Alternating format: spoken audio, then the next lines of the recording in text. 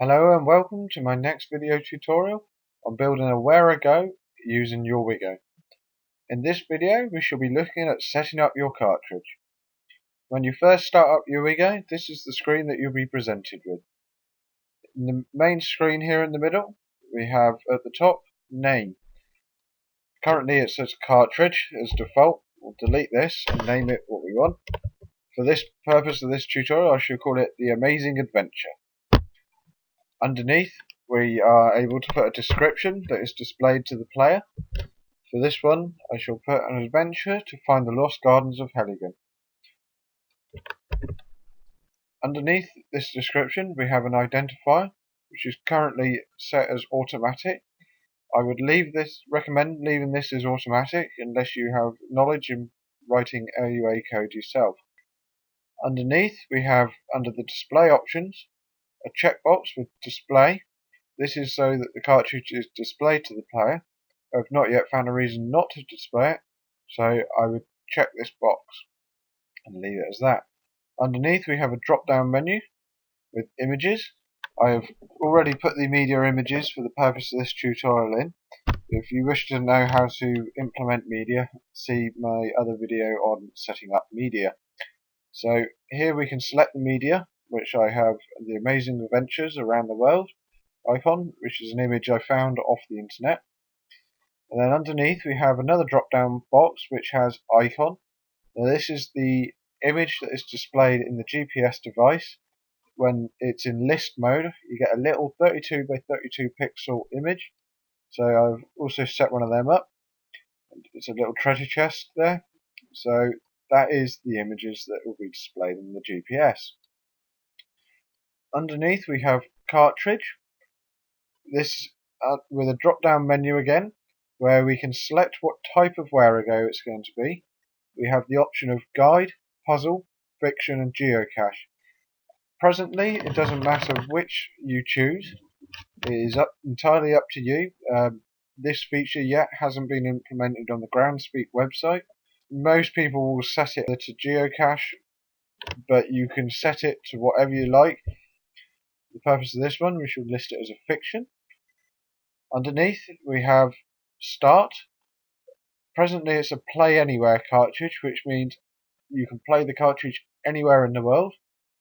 But for the purpose of this, as we want a geocache at the end of it, and it's relevant to a location, we can enter coordinates in the standard geocaching format of minutes, degrees and seconds, or in decimal degrees, or we can click on edit map here to the right, which will bring up Google Maps, which we can then select just by clicking on the map with the left mouse button, put a little pointer.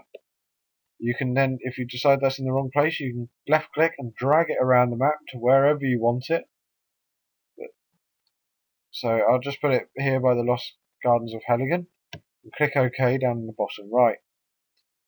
Doesn't matter where this one is located, but I generally tend to place it in the parking area for the wherigo, so people have something to navigate to. Again, we have another description here. This is the one that's displayed in the GPS where the player starts the cartridge. So I shall just copy the text I put in the other description at the top. Version. This is where you can enter which version of the cartridge, so if you have updated it from past ones, you can keep track of what version history it is. So this one will be version 1.0. Company. Groundspeak initially envisioned it being for commercial reasons as well. I tend to leave this one blank. Underneath we have author. This is yourself, who's making the cartridge. So I tend to put in my geocaching name, which is Stompy and Stampy, or leave it blank. Now underneath the author we have logging with a little checkbox.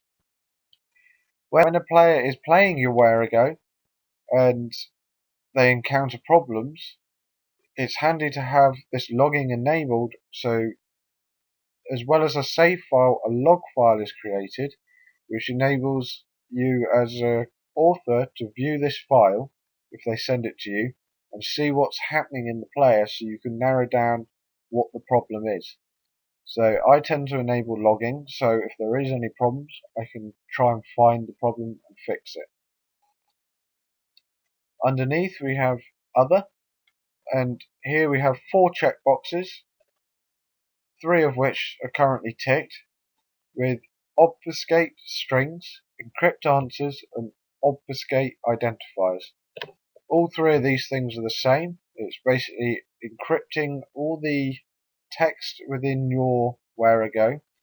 So things like questions, answers, and all the names of things. So if someone was to open it up, the source code, using an LUA reader, they would be able to see all your answers, especially if you've got typed coordinates.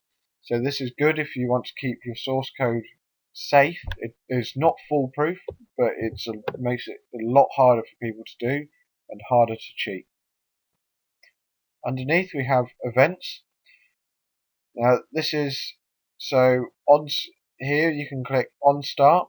So if you wish to have something on start happen, you can use it as an event here.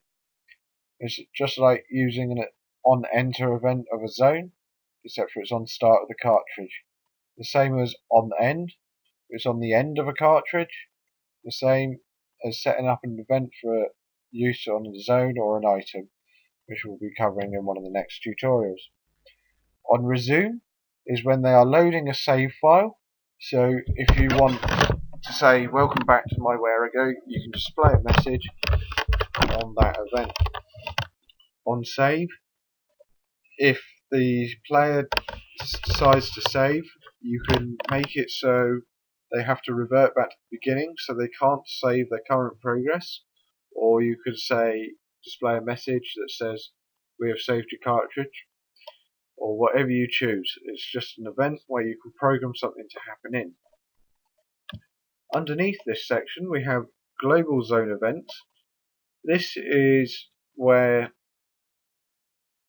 it happens globally, not just in one area. So for example, here we have on zone enter. So if we was to program something to happen on zone enter event here, this would happen on all entry of all zones.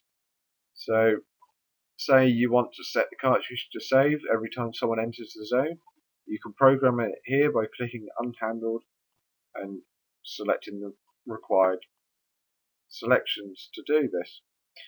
We have the same for on exit, on distance, on proximity, and on zone activity change. For all of these you can make a global programming. So for example, again, if you want to save on when any of these happen, you can use it for here, and it saves you having to write it for each individual zone. Underneath we have emulator protection.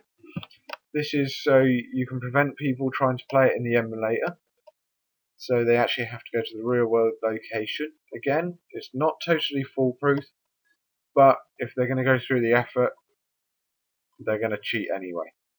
So I tend to tick this to prevent people playing it in the emulator and just trying to go straight to the final location. So you can tick here, and if they do try and play it in the emulator, you can have a little message pop up to them, which you can enter here. I tend to put something like this message. So that is our cartridge setup. We now have a name, a starting location, images for the displaying on the GPS, and an icon for when it's in the list, and who the author is, and we've also encrypted any answers. Thank you for joining me for this short video on setting up your cartridge. Hope to see you again.